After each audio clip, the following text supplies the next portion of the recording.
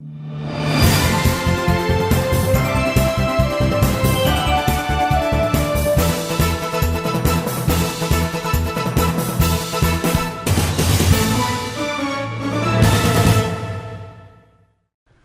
my dear folks. Welcome to the show, Jack Chow on East West with G&E TV.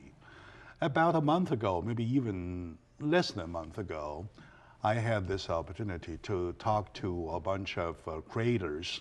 I call them creators because they are the conceptual creator. They are the wonderful people of Hollywood. One of them is my good friend, Sahir. She is a producer, she's very creative. And the last time, at the end of the last segment, I remember that we touched about the budget situation as budget versus market and versus story, that kind of thing, right? So, and I'm so glad that she makes it today, and you're welcome to the show.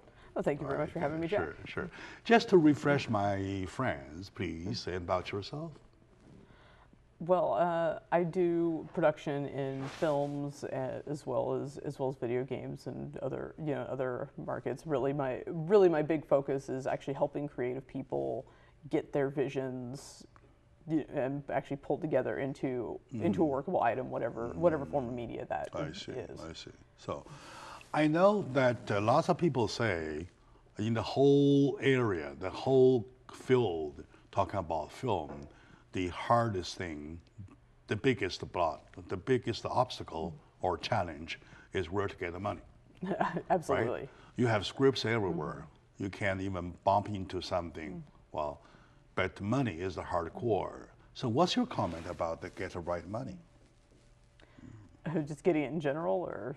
Yeah, sure. It's money's always been the tough thing. So, like you said, everybody's got a vision for the movie they want to make or the book they want to write, but actually getting to do it is really the tough part. And with movies, unless you happen to be lucky enough to have amazingly talented friends that are that pretty much have to be independently wealthy and will go and help you out for free. Sure. You have to be able to pay them. All right. I mean, really, a lot of people try and get people to work for them for free. I mean, if you look around at crew listings, you see it all the time. It's like, well, we've got all this great stuff. We just want you, but we don't have any money to pay you. And it's like, everybody needs to make a living, and so even if it's a little bit, you still got to come up with some money somewhere. I mean, some people self-finance, like Robert Rodriguez. Robert Rodriguez is pretty big about that. It's just when he started out, just doing whatever he could.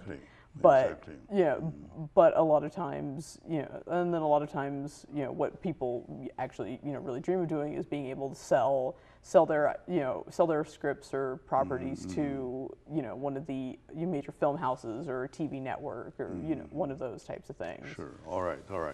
So the Chinese American Film Festival is celebrating its 10th anniversary this year. And by the way, Sahir and her previous production, The High Tower, was submitted for one of the Golden Angel Awards, right? So this year they are enlarging it, making it a full length. What was starting with a shorty, but as a full length, I do see the value of the subject of this very story. The problem is that we are talking about Hollywood as a whole. In Hollywood, one side of the story, you see lots of people complaining about having nowhere to get money. And then on the other side of the coin, you see money being squandered in a way like almost making no sense. For example, you may come across a film with a budget of hundreds of millions of dollars, right? And yet you can't even find a story of this, in a film, right? So what's your comment about the contradiction between the two?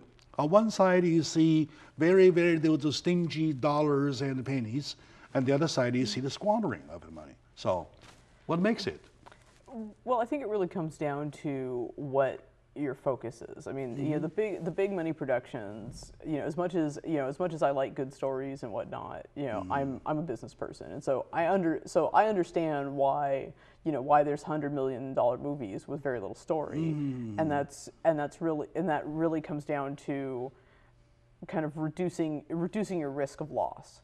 So, if somebody says, all right, we're going to put up $100 million, they're not going to do that unless they believe that they can make it back. And it used to be that you really had to make all your money back in the domestic box office. But now, international markets are so much part of it. They're at least half, and and depending on the movie, maybe even more than half of what your box office take is going to be. So, at that point, it's really hard to translate really deep, intricate stories across for different markets. I mean, I've also worked in actually localizing properties, and even very straightforward things just for language barriers is actually really hard to translate.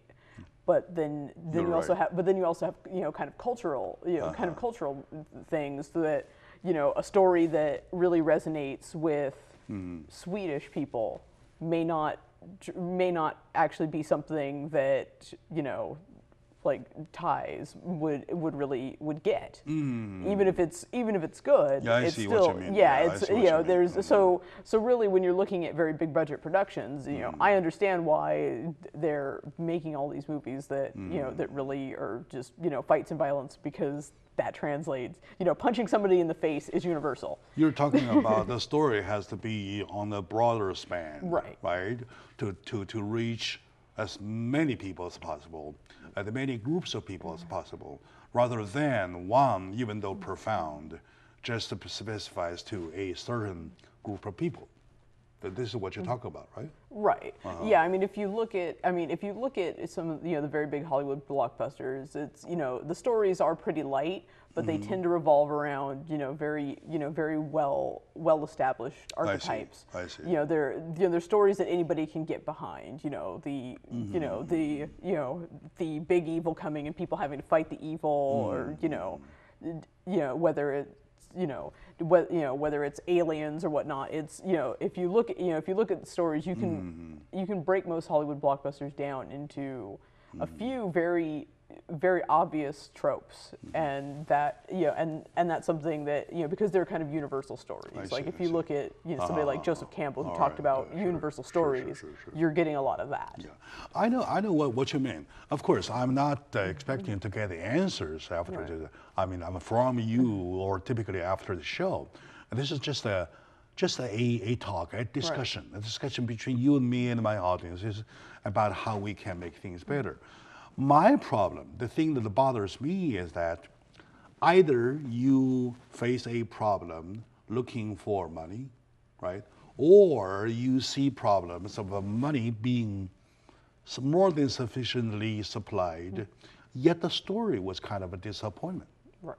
That is my problem, okay? Wouldn't it be better? Of course, I know you have to think about your box office, right? You have to think about your income. You have to make sure that that money you invest in the basket comes back to you, if not profit, right? So how, I mean, can we possibly do this without a question, yet to drag those stories into it? Now, you're talking about the bad guys, the good guy, bad guy thing, right? The good guy, evil guy thing. If you follow the storyline, it's like a child play. The bad guys started first, right?